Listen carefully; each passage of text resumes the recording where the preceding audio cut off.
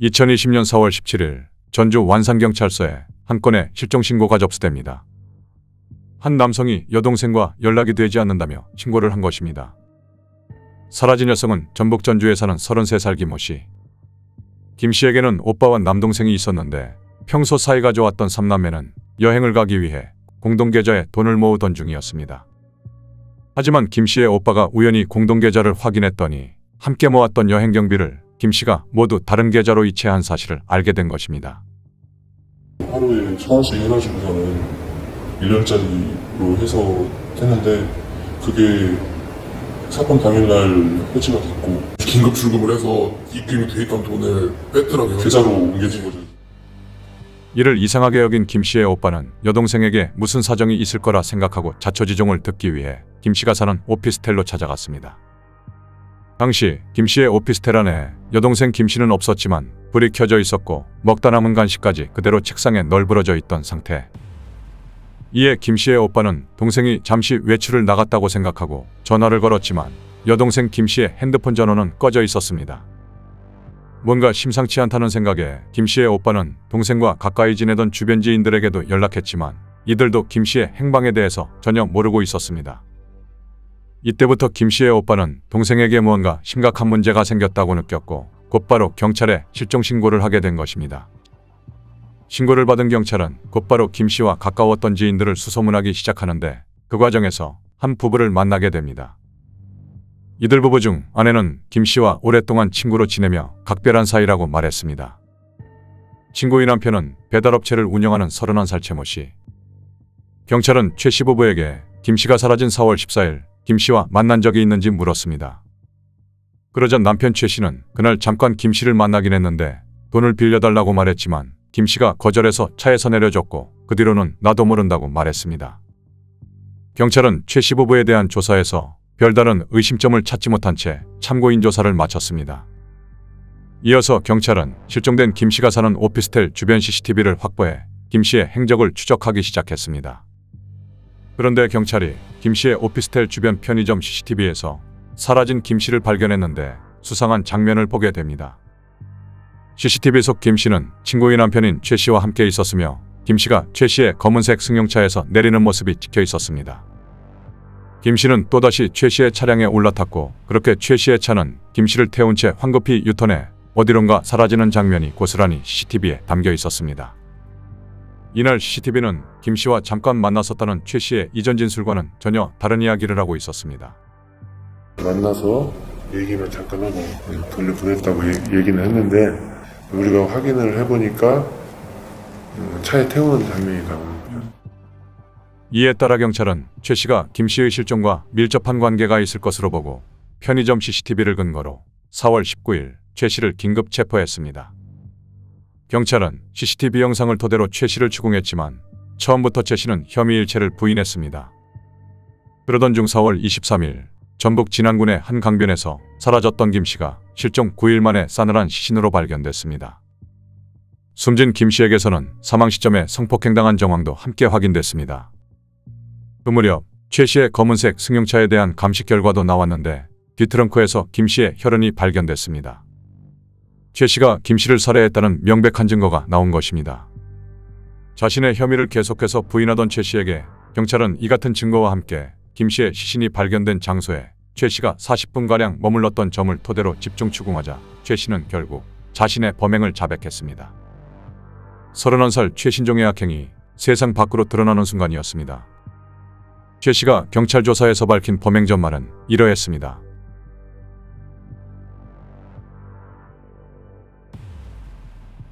최 씨는 배달 대행업체를 운영하던 중 FX 마진거래에 투자하면서 수천만 원 상당의 손실을 보게 됐습니다. 그 손실을 메꾸기 위해 주변 지인들로부터 돈을 빌렸고 배달기사들에게 지급해야 할 수당으로 재투자했다가 또다시 큰 손실을 보게 됩니다. 이러한 상황에서 최 씨는 본사에 보내야 할 공금마저 몰래 빼돌려 투자했고 이마저도 손실을 보게 되자 아내의 지인인 김 씨를 불러내 금품도 빼앗고 성폭행하기로 마음먹습니다. 2020년 4월 14일 밤 10시경 최 씨는 편의점에서 범행에 사용할 커터칼 1개를 구매했습니다. 최 씨는 이어 김 씨의 오피스텔 근처로 차를 몰고 가 김 씨에게 부탁할 일이 있는데 잠시만 나와달라고 전화해 김 씨를 인근 초등학교 앞으로 나오게 했습니다. 김 씨는 평소 잘 알고 지내던 친구의 남편 최 씨의 전화에 별다른 경계심 없이 집을 나섰습니다. 최 씨는 자신의 승용차에 탄 김 씨에게 요즘 빚이 있어서 많이 힘들다, 돈 좀 빌려달라고 요구했는데 김 씨는 이를 거절했습니다. 그러자 최 씨는 나온 김에 바람이나 쐬러 가자고 말하며 김 씨를 태운 채 전북안주군의 굴다리 밑으로 갔습니다. 인적이 드문 굴다리 밑에 도착한 최 씨는 갑자기 주먹으로 김 씨의 얼굴을 수차례 때려 반항하지 못하게 만든 뒤 성폭행을 저질렀습니다. 그러고는 김 씨가 팔목에 차고 있는 금팔찌를 빼앗고 목졸라 살해했습니다. 최 씨의 범행은 여기서 그치지 않았습니다. 숨진 김 씨의 지문을 이용해 김 씨 계좌에 있던 48만 원까지 자신의 계좌로 이체했습니다. 그런 뒤 숨진 김 씨의 시신은 하천 인근에 유기했습니다. 경찰 조사에서 최 씨는 김 씨에게서 빼앗은 금팔찌와 48만 원은 아내에게 선물로 줬다고 자백했습니다. 그렇게 김 씨 실종 사건은 최 씨 검거와 자백으로 모두 일단락되는 듯했지만 최 씨의 또 다른 범행이 드러나면서 충격은 일파만파 커져만 갔습니다.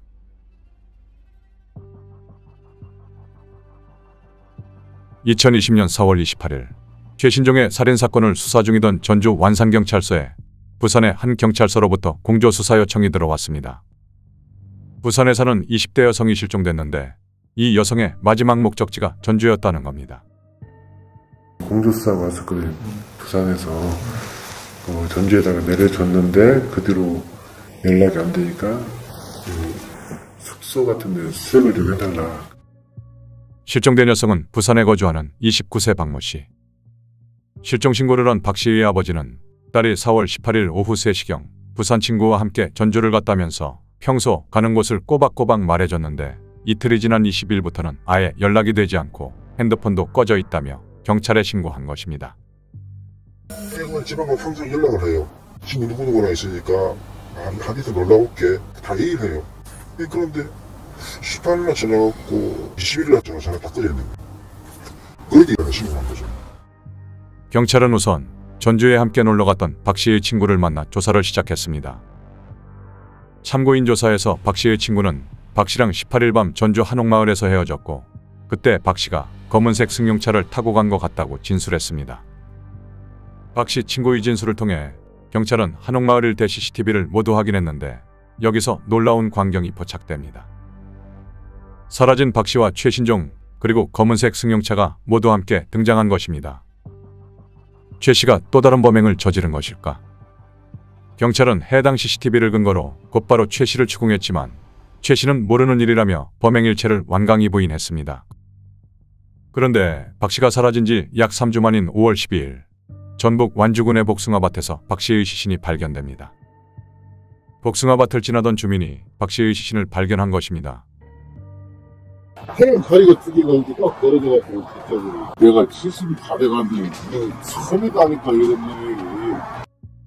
경찰은 한옥마을 CCTV와 박 씨의 시신을 근거로 다시 한번 최 씨를 강하게 추궁했지만 이번에도 최 씨는 박 씨의 시신 외에는 충분한 증거가 나오지 않았다는 것을 알고 있었는지 발뺌을 계속했습니다. 그러던 중 사체부검에서 박 씨의 사망 추정 시각이 4월 18일이며 이전 김 씨 사건 때 최 씨의 차량 뒤 트렁크에서 발견됐던 의문의 DNA가 박 씨의 DNA와 일치한다는 사실이 밝혀졌습니다. 자신의 차 트렁크에서 숨진 박 씨의 DNA가 나오자 그제야 최 씨는 자신이 박 씨를 살해한 뒤 유기했다고 자백했습니다. 아내의 친구인 김 씨를 살해하고 나흘 만에 또다시 박 씨를 살해한 것입니다. 경찰 조사 결과 최신종은 박 씨와 예전부터 알던 사이가 아니었습니다. 2020년 4월 18일 최 씨는 랜덤 채팅을 통해 박 씨를 처음 알게 됐고 이때 박 씨는 최 씨에게 친구와 함께 전주로 여행을 간다고 말했습니다.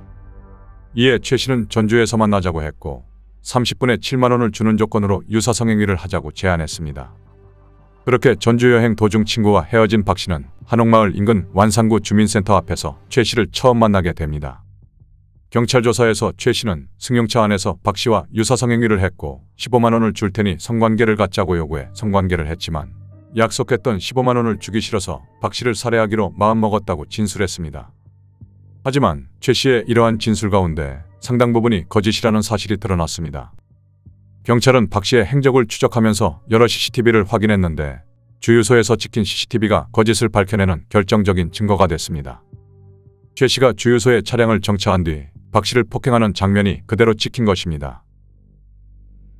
내가 CCTV를 보니까 18일날 50몇 분부터 해가지고 그 사이에 애가 무지 맞았어요.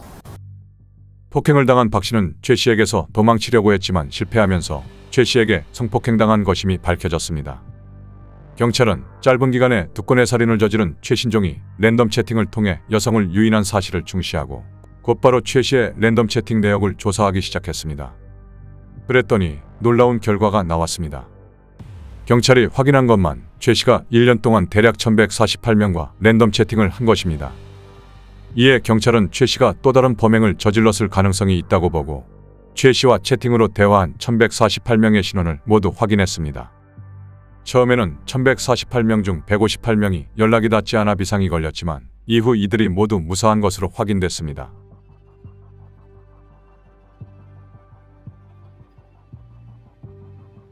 재판이 진행되자 최신종은 자신의 형량을 낮추기 위해 심신미약을 주장했고 아내의 우울증약을 과다 복용하는 바람에 범행에 대한 기억이 나지 않는다고 진술하기도 했습니다.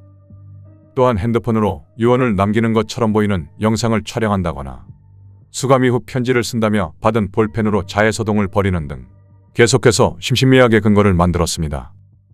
최 씨는 계속해서 우발적 살인을 주장하며 살인보다 형량이 높은 강도살인 혐의를 완강히 부인했습니다. 검찰이 사형을 구형한 가운데 2020년 11월 5일 전주지방법원에서 열린 1심 선고 공판에서 법원은 최 씨에게 무기징역을 선고했습니다. 재판부는 피고인이 그동안 진술을 번복하는 등 자신의 범행을 뉘우치지 않고 용서받기 위한 별다른 행동도 하지 않았다면서 생명보다는 자유를 빼앗는 종신형을 내려 참회하고 반성하도록 하는 게 타당하다고 밝혔습니다. 검찰은 형이 너무 가볍다며 항소했고 최 씨는 형이 너무 무겁다고 항소했습니다. 2021년 4월 7일 광주고등법원 전주재판부에서 열린 항소심 선고 공판에서 법원은 양측의 항소를 모두 기각하고 무기징역을 선고한 원심을 그대로 유지했습니다. 재판부는 피고인은 살인, 시신유기를 제외한 나머지 범행을 부인하고 있다면서 자신의 억울함을 호소할 뿐 지금까지 반성문 한 장 제출하지 않았으며 형벌을 면하기 위해 진술을 계속 번복하고 있다고 강조했습니다. 그러면서 원심에서 조사한 증거 내용 등 여러 가지 재반 사정에 비춰볼 때 검찰이 제기한 공소사실을 유죄로 인정한 원심은 정당하다며 다만 피고인의 생명까지 박탈할 정도의 양형 조건이 완벽히 충족됐다고 보기에는 다소 부족하다고 판시했습니다. 항소심 재판부가 원심과 같은 무기징역형을 선고하자 법정에 있던 유족들은 최신종을 향해 살인마를 사형시켜라, 주군에 살려내라며 울분을 터뜨렸습니다. 이에 최신종이 유족들을 노려보고 욕설을 내뱉자 교도관들이 황급히 최 씨를 법정 밖으로 끌어내는 모습이 연출되기도 했습니다. 최 씨는 과거 학창시절 청소년 씨름 선수였습니다. 여러 유명 대회에서 우승도 하고 메달도 딴 유망주였습니다. 하지만 그에게는 어릴 적부터 폭력적인 성향이 있었던 것으로 알려졌습니다. 어쩌면 그때 엄청 술 먹이고 장난도 하고 그런 게 그 중학교 때부터 있었죠. 싫다고 한 여자애를 목 졸라가지고 기절시켜도 하고.